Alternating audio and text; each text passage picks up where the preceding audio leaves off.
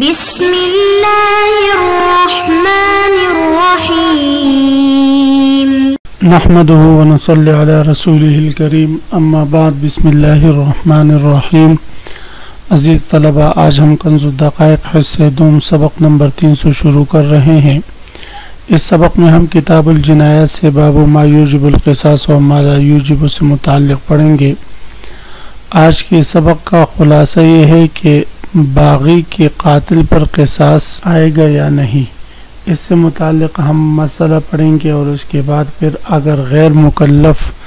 کسی شخص کو جان سے مارنا چاہے اور مقتول یا جس کو مارا جا رہا ہے وہ اس غیر مکلف کو قتل کر دے تو آیا اس پر قصاص آئے گا یا نہیں، اس سے متعلق آج کے سبق میں ہم تفصیلاً جانتے ہیں۔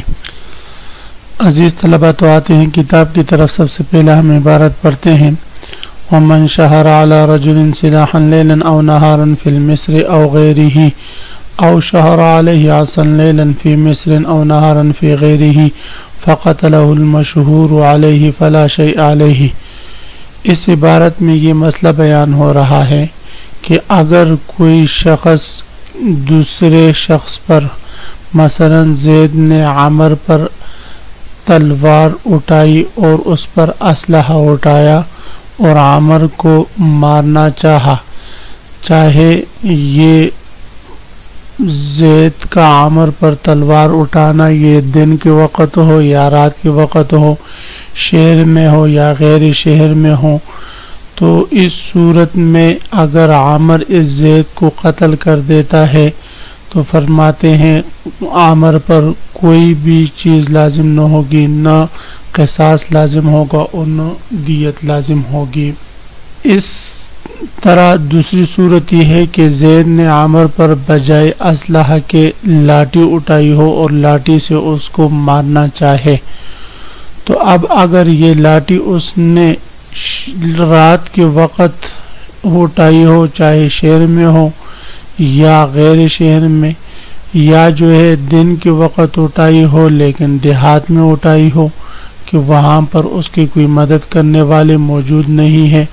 عصا کے ساتھ شہر کی قید میں رات کی قید اس لیے لگائی کہ عام طور پر رات میں لوگ نہیں ہوتے، تو عصا کے ساتھ تو جلدی نہیں مارا جاتا نفس کو، تو یہ اگر دن میں ہو تو پھر لوگ جو ہے اس کی مدد اور معاونت کے لیے پہنچ جائیں گے۔ لیکن اگر دیہات میں ہے تو وہاں پر بھی لوگ، صحرا میں ہے تو وہاں پر بھی لوگ موجود نہیں ہوتے، تو چاہے دن ہو یا رات ہو لاٹھی سے اس کو عمر کو مارنا چاہتا ہے تو عمر جواب میں اس کو مار لیتا ہے، تو فرماتے اس صورت میں اس مشہور علیہ پر، یعنی جس پر اسلحہ اٹھایا گیا ہو یا لاٹھی اٹھائی گئی ہو مارنے کے لیے، اس مشہور علیہ پر جو ہے اس شاہد کے قتل کرنے کا کوئی زمان، کوئی دیت، کوئی قصاص نہیں آئے گا۔ ومن شہر علی رجل سلاحا، اگر کوئی کسی شخص پر اسلحہ اٹھا دے رات کے وقت او نہارن یا دن کے وقت فی المصر شہر میں او غیرہ یا غیر مصر میں، او شہر علیہ عصا یا کوئی شخص دوسرے پر لاٹھی اٹھائے لیلن رات کے وقت فی مصر شہر میں، او نہارن یا دن کے وقت فی غیرہ غیر شہر میں، فقتلہ المشہور علیہ، پس مشہور علیہ اس شاہر کو قتل کر دے، فلا شیء علیہ، تو اس مشہور علیہ پر کوئی بھی چیز لازم نہ ہوگی۔ کیوں بھئی؟ اس کی وجہ یہ ہے کہ حدیث شریف میں آپ صلی اللہ علیہ وسلم ارشاد فرماتے ہیں: من شہر علی المسلمین سیفا فقد ابطل دمہ، جس شخص نے کسی مسلمان پر اسلحہ اٹھایا اس نے اپنا خون باطل کر دیا، خون مباح کر دیا۔ بس جس نے اپنا خون مباح کر دیا تو اب اس کو قتل کرنے سے کوئی مسئلہ نہیں ہوگا، قاتل پر کوئی بھی چیز لازم نہیں ہوگی۔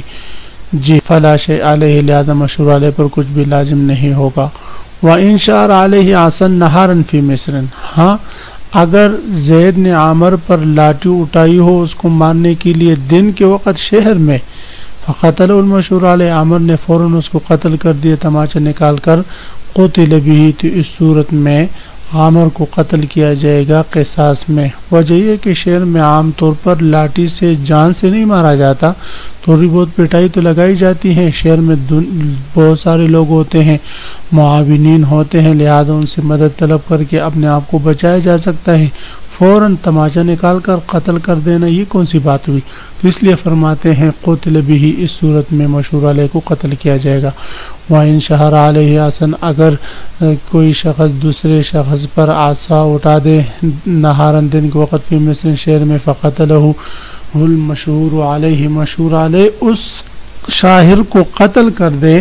قتل بھی تو اس مشہور علیہ کو قتل کیا جائے گا۔ وَإِن شَهَرَ الْمَجْنُونُ عَلَى غَيْرِهِ سِلَاحًا فَقَتَلَهُ الْمَشْهُورُ عَلَيْهِ عَمْدًا۔ صورت مسئلہ یہ ہے کہ اگر کوئی شخص ایسا ہے جو مجنون ہے اور وہ مجنون نے کسی شخص پر ہتھیار سونت لیا، ہتھیار اٹھا لیا اور مشہور علیہ نے اس کو عمدن قتل کر دیا، تو اس صورت میں طرفین رحمہم اللہ تعالی کے نزدیک دیت واجب ہوگی، اور امام ابو یوسف رحمہ اللہ تعالی کے نزدیک، امام شافعی رحمہ اللہ تعالی کے نزدیک دیت واجب نہ ہوگی۔ کیوں بھائی؟ اس لیے کہ مجنون کا فعل معتبر ہے ان کے ہاں، تو اس کے فعل سے اس کی عصمت ساقط شمار کی جائے گی، لہذا قاتل پر کچھ واجب نہ ہوگا۔ یہ امام ابو یوسف اور امام شافعی رحمہ اللہ تعالیٰ کی دلیل ہے۔ طرفین رحمہم اللہ تعالیٰ فرماتے ہیں کہ یہ صحیح نہیں کہ مجنون کا فعل اس کی عصمت کو ساقط کر دیتا ہے، کیونکہ مجنون میں اختیار یہ صحیح نہیں ہے۔ یہی وجہ ہے کہ اگر اس نے کسی کو قتل کر دیا تو اس پر قصاص واجب نہیں ہوتا، لہذا مجنون کی عصمت ساقط نہیں ہوگی۔ جب اس کا فعل جو ہے وہ غیر معتبر ہے، وہ غیر مکلف ہے، تو اس کی عصمت ساقط نہیں ہوگی، یعنی اس کا قتل کرنا یہ جائز نہیں۔ پھر جب قتل کرنا جائز نہیں ہے تو پھر مشہور علیہ نے جو اس کو قتل کیا، لہذا اس پر قصاص لازم ہونا چاہیے۔ تو فرماتے اس پر قصاص ہم لازم اس لیے نہیں کر سکتے کہ اس نے جو اس کو قتل کیا ہے تو اس کے لیے مبیح پایا گیا ہے کہ وہ اس کو قتل کر رہا تھا، تو اپنے دفاع کے لیے اس نے اس کو قتل کیا ہے۔ البتہ اس وجہ سے قصاص اس پر لازم نہیں ہوگی، البتہ دیت لازم ہوگی۔ طرفین رحمہم اللہ تعالیٰ کے ہاں مفتیٰ بھی قول طرفین رحمہم اللہ تعالیٰ کا ہی ہے۔ وَإِن شَهَرَ الْمَجْنُونُ عَلَى غَيْرِهِ سِلَاحًا، اگر مجنون نے غیر پر اسلحہ اٹھایا، فَقَتَلَهُ الْمَشْهُورُ عَلَيْهِ عَمْدًا، مشہور علیہ نے اس کو قصداً قتل کر دیا، تجب الدیت، دیت واجب ہوگی اس مشہور علیہ کے مال میں۔ وَعَلَى هَذَا الصَّبِيُّ وَالدَّابَّةُ، یہی حکم صبی کا ہے اور دابہ کا بھی ہے۔ صبی کا ہے، مثلا صبی نے کسی پر اسلحہ اٹھا دیا اور بچے نے اسلحہ اٹھایا اور کسی کو مارنا چاہا، تو فرماتے ہیں اس صورت میں اگر مشہور علیہ نے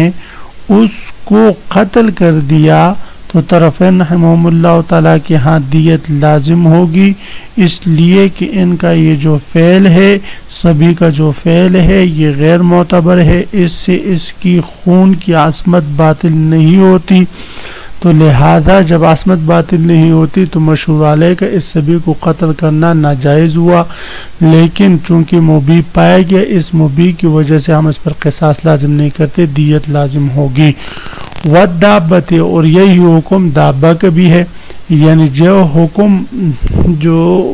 سبھی کا اور جو حکم جو ہے وہ مجنون کا ہے، وہی حکم دابہ کا بھی ہے۔ اب اگر بھینس یا بیل وغیرہ سب نیچے کر کے فوراً عامر کی طرف باگے باگے آ رہا ہے، بھئی ابھی اس کو اپنے سینگوں میں اٹھا کر نیچے پھینک دیتا ہے، مار دیتا ہے، اتنے منہ تماچا نکال کر اس کو قتل کر دیتا ہے، تو اب اس صورت میں دابہ نے چوپائے نے جس پر حملہ کیا اور اس نے اس کو قتل کر دیا چوپائے کو، تو اس چوپائے کے ذمہ اس پر لازم ہوگا۔ جی وعلی ھذا الصبی والدابۃ، اور یہ حکم سبی اور دابہ کا ہے۔ وَلَوْ ضَرَبَهُ الشَّاهِرُ فَانْصَرَفَ فَقَتَلَهُ الْآخَرُ، صورت مسئلہ یہ ہے کہ زید نے آ کر عامر پر حملہ کیا اور اس کو 2-3 لاٹیاں لگائی، خوب پٹائی کی اس کی، پھر چھوڑ کر چلا گیا۔ اتنے میں عامر کا دوست آیا، بکر نے دیکھا کہ عامر کی تو بری حالت کر دی ہے لیکن ابھی وہ زندہ ہے، قتل نہیں ہوا۔ یہ بکر بھاگے بھاگے زید کا پیچھا کرتا ہے اور جا کر اس کو قتل کر دیتا ہے۔ تو فرماتے ہیں اس صورت میں اس پر بکر پر جو ہے قصاص لازم ہوگا۔ اسی طرح اگر عامر کی اب کچھ جان بچ گئی اور کچھ اس میں سانس لینے کی نوبت آ گئی اور وہ اٹھ گیا زمین سے، اب زید اس کو چھوڑ کر جا رہا ہے، مار مار کر چھوڑ کر جا رہا ہے، چھوڑ دی، اس کو قتل نہیں کر رہا، جا رہا ہے اور یہ پیچھے سے اسلحہ اٹھا کر اس کو مار دیتا ہے، قتل کر دیتا ہے، تو فرماتے ہیں اس صورت میں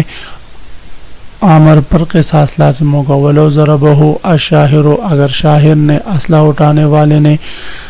دوسرے کو، مشہور علیہ کو بہت سخت مارا، اس کی پٹائی کی، فَانْصَرَفَ، اور پھر چھوڑ کر چلا گیا، پھر گیا، فَقَتَلَهُ، شاہر پیچھے سے اٹھ کر اس کو قتل کر دیتا ہے، یا فَقَتَلَهُ الْآخَرُ، اب مشہور علیہ کا دوست آ کر اس شاہر کو قتل کر دیتا ہے، قُتِلَ الْقَاتِلُ، تو اس قاتل کو یعنی مشہور علیہ کے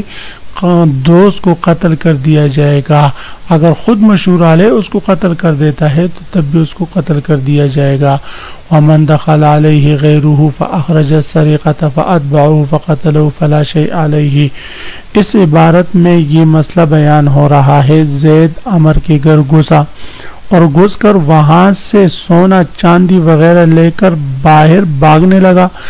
اب عامر نے اس کا پیچھا کیا اور باہر راستے میں اس کو گولی مار کر قتل کر دیا۔ تو فرماتے ہیں اس صورت میں عامر پر کوئی قصاص لازم نہیں ہوگا،